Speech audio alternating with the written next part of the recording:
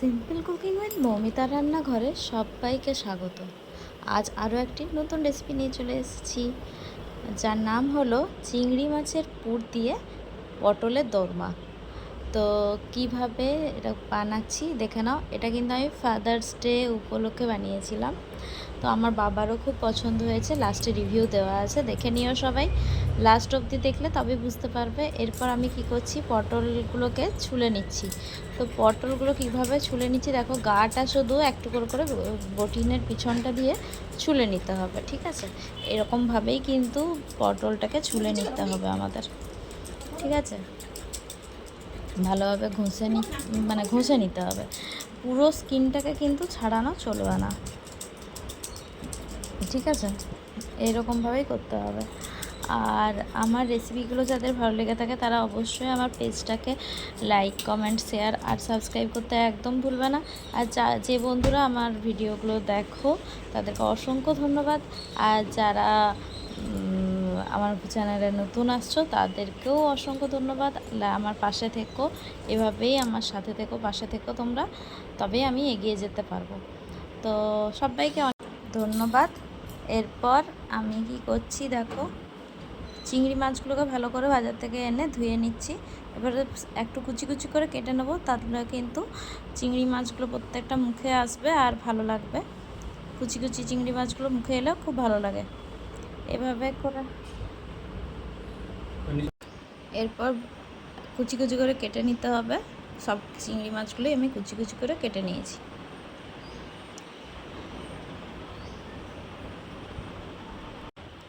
এই যে কুচি কুচি করে কাটা হয়ে গেলো। এবার পটলের পেট থেকে বীজগুলো সব বার করে নেবো, কারণ এই বীজগুলো দিয়ে আমাকে ওই পুরটা বানাতে হবে। তো আপনারা চাইলে না পটলের বীজটাকে না পেস্ট করে নেবেন, কারণ পটলের বীজটা যদি মুখে লাগে না খুব বিরক্ত লাগে। তো আমি ভুলে গিয়েছিলাম, মানে আমি ভেবেছিলাম যে যদি কমে যায় বেটে দিলে, তার জন্য আমি কিন্তু বাটিনি এখানে। কিন্তু আপনারা কিন্তু অবশ্যই করে পটলের বীজটা বেটে দেবেন, না হলে যারা পটল খেতে ভালোবাসে না বা পটলের বীজ খেতে ভালোবাসে না তাদের কিন্তু খুবই অসুবিধা হবে। ওই জন্য আমার মনে হয় যে বেটে দেওয়াটাই বেস্ট।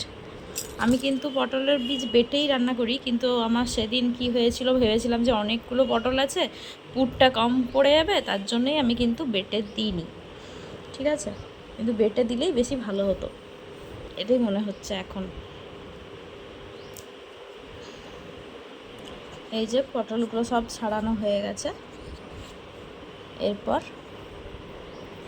ভেজে নিচ্ছি পটলগুলোকে, বীজটা বার করে তারপর ভেজে নিচ্ছি। একটু সামান্য নুন দিয়ে পটলটাকে ভেজে নেব।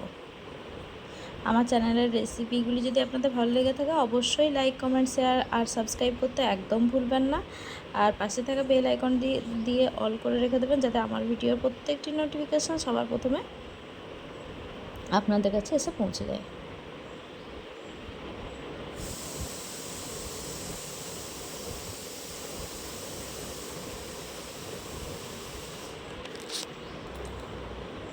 ভালোভাবে ভেজে নিতে হবে পটলগুলোকে। প্রায় 50% মতো ভেজে নিয়েছি পটলগুলো, কারণ পটলগুলো কিন্তু আবার যখন ঝোলে দেব তখন কিন্তু আবার ফুটে সেদ্ধ হয়ে যাবে। তার জন্য 50% আমি এখানে পটলটাকে ভেজে নিলাম। একটু পটলটাকে শক্ত রাখতে হবে, কারণ এর ভেতরে পুর ঢোকানো হবে, তো নাহলে কিন্তু পটলটা ভেঙে যেতে পারে। এবার চিংড়ি মাছগুলো দিয়ে দিলাম কড়াইয়ের মধ্যে, ওই একই তেলের মধ্যে চিংড়ি মাছ দিয়ে দিলাম, পেঁয়াজ কুচি দিয়ে দিচ্ছি, ভালোভাবে ভেজে নিচ্ছি। এখনকার কেমন ধরনের চিংড়ি জানি না, প্রচণ্ড জল বের হয় চিংড়ি মাছগুলোর থেকে। এরপর দিয়ে দিলাম পটলের বীজটা, আর দিয়ে দিলাম পাকা লঙ্কা, মানে লঙ্কাটা পেকে গেছে, কাঁচা লঙ্কাটাই। হলুদ দিয়ে দিলাম, নুন দিয়ে দিলাম। এবার আবার ভালোভাবে ভেজে নিচ্ছি। এই পুরটা কিন্তু কন্টিনিউয়াসলি নেড়ে যেতে হবে, নাহলে কিন্তু তলায় লেগে যেতে পারে। এবার আর একটু তেল দিয়ে দিলাম, মনে হলো আমার তেলটা কম হয়ে গেছে, এই কারণে এতক্ষণ জল ছিল তো তাই আমি তেলটা দিতে পারিনি। জলটা যেই শুকিয়ে গেছে আমি তখন কিন্তু তেলটা দিয়েছি। ভালোভাবে মিশিয়ে নিতে হবে।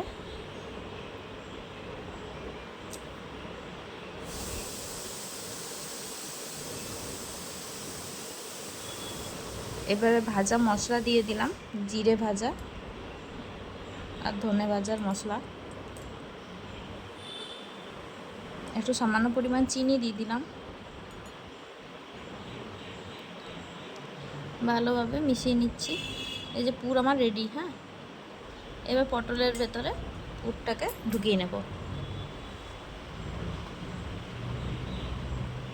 ভালোভাবে পটলের ভেতরে পুরটাকে ঢুকিয়ে নিতে হবে।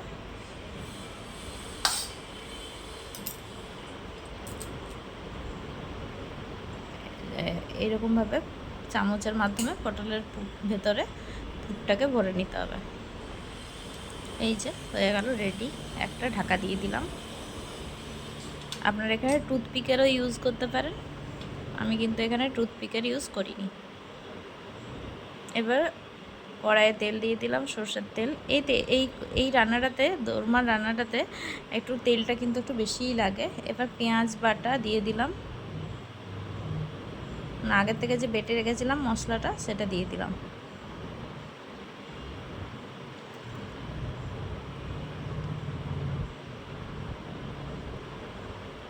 আপনারা চাইলে পেঁয়াজ, আদা, কাঁচা লঙ্কা, রসুন একসাথে পেস্ট করে দিয়ে দেবেন।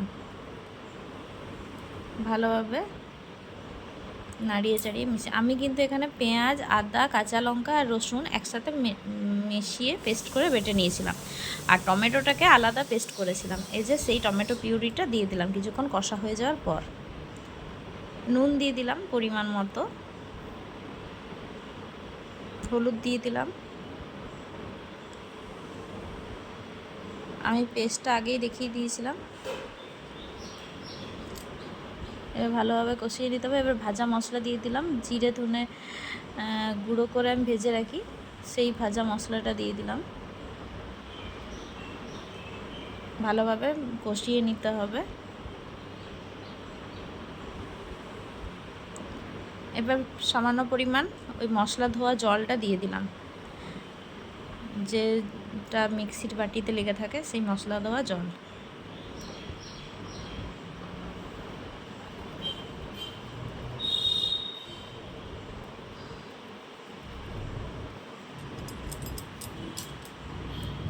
এবার পরিমাণ মতো জল দিয়ে দিলাম। এবার ওই দোরমার পটলগুলো ফুটে উঠলে দিয়ে দিচ্ছি, ঝোলটা ফুটে উঠলে দোরমার পটলগুলো দিয়ে দিলাম।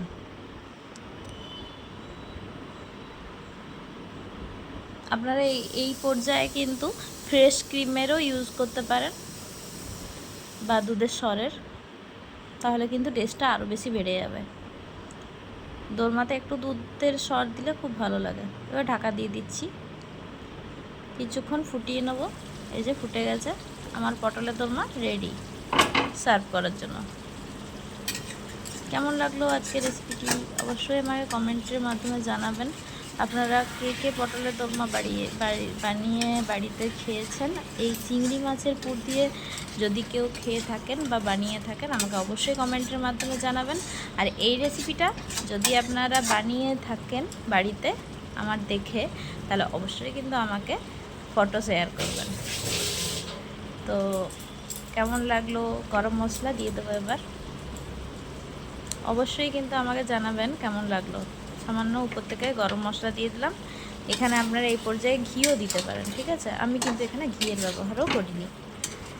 হয়ে গেল আজকের মতো রেডি। এবার চলুন সার্ভ করে দেখিয়ে দিই। ভাত, আলু ভাতে আর পটলের দোরমা আজকের দুপুরের মেনুতে ছিল। তো ফাদার্স ডে উপলক্ষে এটা বানিয়েছিলাম। তো মা দিচ্ছে বাবাকে খেতে, আর আমি করছি ভিডিও। আর উপর থেকে একটু ধনেপাতা গার্নিশিং করে দিয়েছিলাম, সেটা আমার আর দেখানো হয়নি। তো এবার বাবার কাছ থেকে রিভিউটা শুনে নিন কেমন হয়েছে পটলের দোরমা। ভালো হয়েছে? মা এবার টানলো, শুনতেই পেলাম। আরেকবার বলো কেমন হয়েছে পটলের দোরমাটা?